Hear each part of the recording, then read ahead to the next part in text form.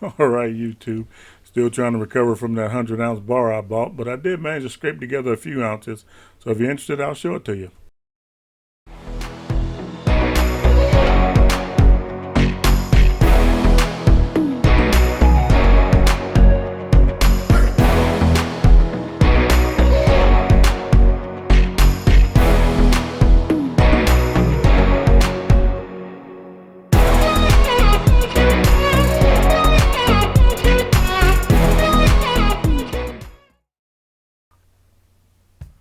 All right, how you doing, YouTube? I did make my way to Franklin Street Coin this week.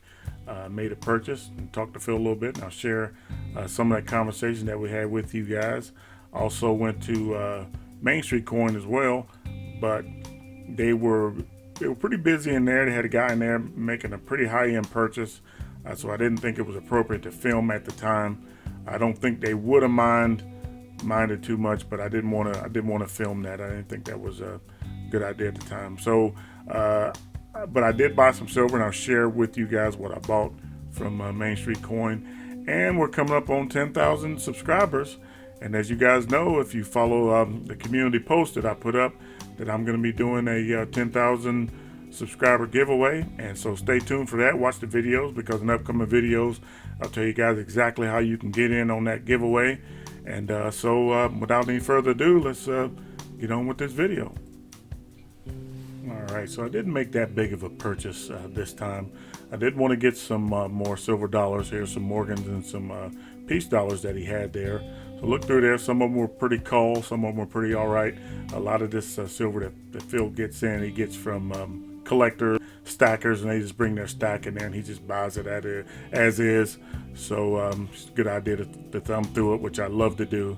So anyway, so I know a lot of comments I got where people were asking about the taxes. Is there some kind of exemption? Do all dealers have to collect the tax and all that? So I asked Phil about it, and he said there's something called a resale certificate. So I asked him to explain a little bit what that is, and give us some clues on what a resale certificate is. And this is what he told me. You have that certificate to say that if you sell to the ultimate user, then you're the one liable to collect the tax. Okay. If you sell to somebody else with a resale certificate, you just make a notation of their resale certificate number, and that's a tax exempt sale to them, and then they're basically pass that on to them to collect tax when they sell it. The only reason they issue resale certificates is so tax isn't collected multiple times on the same thing.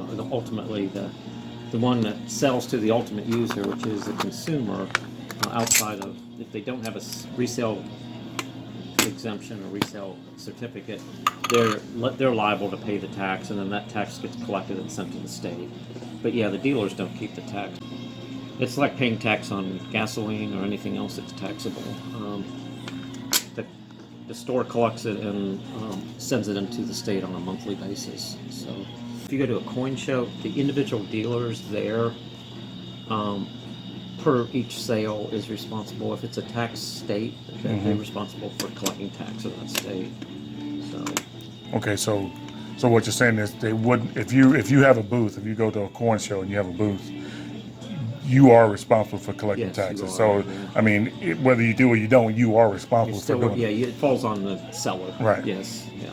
I mean, I think a lot of dealers anticipate that the revenue probably will drop in the short term. I think as people realize, they go to 4 or 5 different places, and everywhere they've gone, whether it's another state or online or to different dealers, and they're paying tax, then eventually they may work their way back to their original dealer. I don't know, but dealers are not going to be able to circumvent the fact that they have to collect tax, because again, they've got a kind of a track history of what they've paid in the past, and that expectation would be, unless their sales drop dramatically, the expectation would be that their tax base or the tax revenue that they send in certainly is going to increase. So the tax just doesn't cover the bullion; it's now covers all the numismatic pieces too. So the numismatic pieces, it's not unusual to to have $300, $400, $500, $600 Morgan or so peace dollar or whatever at one shot. So they're going to end up paying on an average say for a $300 coin, average at $20 more for that. It doesn't seem like a whole lot. I mean, especially to numismatics. But Yeah. when you're counting your pennies, when you're buying bullion, it just seems to be a bigger factor. All right, so there's just a little bit more information about the bullion tax here in Ohio, and this bullion tax is not benefiting the bullion dealers or the local coin sellers at all. In fact, it's hurting a lot of them. And from what I understand from Phil, some of the smaller local coin store sellers and the bullion dealers, I mean, it's really hurting them because a lot of the customer base that they enjoy are just not coming in and buying as much bullion because of the tax. Now, hopefully, Phil said that a lot of the bullion dealers are still lobbying hard to try to get this tax repealed. But until that happens, I mean, we're gonna be stuck with it.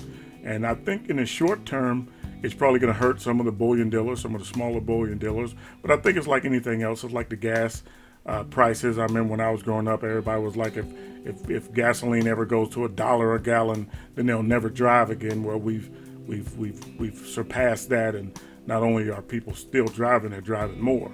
And I think it'll be the same thing with this bullion tax. I mean, if you live in the United States, you already know we pay taxes on everything. Everything is taxed. So it's just another tax we'll get used to.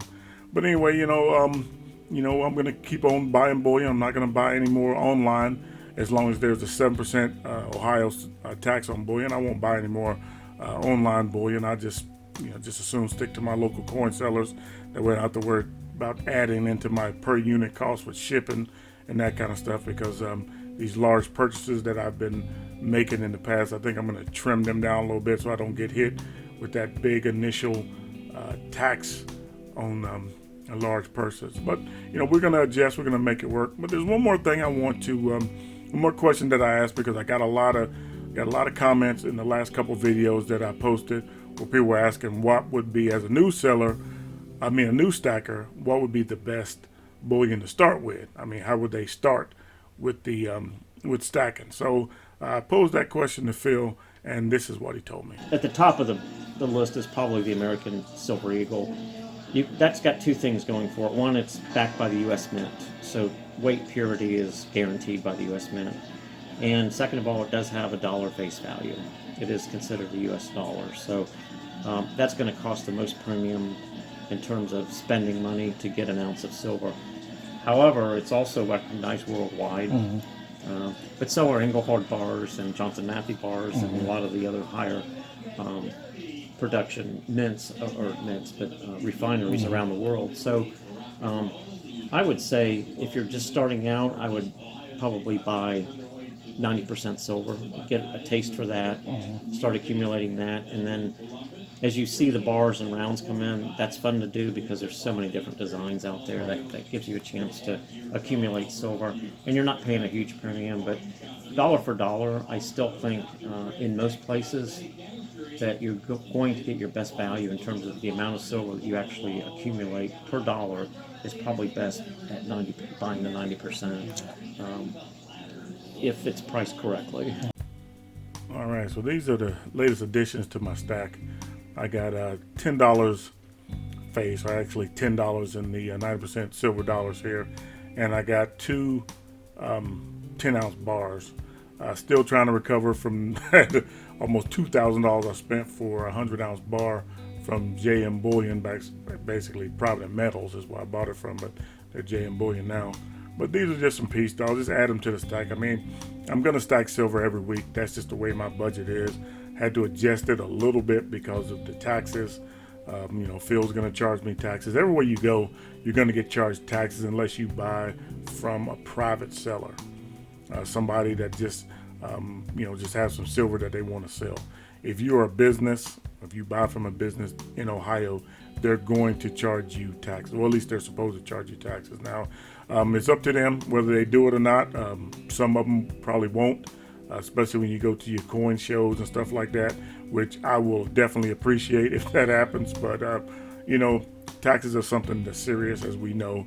They can really come back and bite you in the neither regions if you don't keep up on your taxes. So I don't expect anybody not to charge me taxes, but we're going to pay them. So anyway, those are the 10 90% silver dollars that I bought. and I saw these beautiful Johnson Matthey bars here at Main Street Coin. Clay and Larry there. Like I told you in the beginning, they had somebody there. They were conducting some business, so I didn't want to film in there. I don't think Clay would have mind, but just on the polite tip, I wanted to, just not kind of be a distraction or anything like that to the deal that they had going on. But I had to pick up these bars. I didn't really go in there to buy Johnson Matthey bars, but I like these bars. I like silver bars, and these Johnson Matthey bars. Look at them. I mean, they are just beautiful silver bars. I mean, I like silver when it's toned this way. I like silver. I don't care if it's beat up, scratched up, rustic looking. It does not bother me. Matter of fact, that enhances the value as far as I'm concerned, personal value. So I really like these bars. They're going to be a nice addition to the stack. I got them for right around spot price because Clay was charging me tax on them. So I think he gave me a break that way. Getting these close to spot price is a pretty good deal.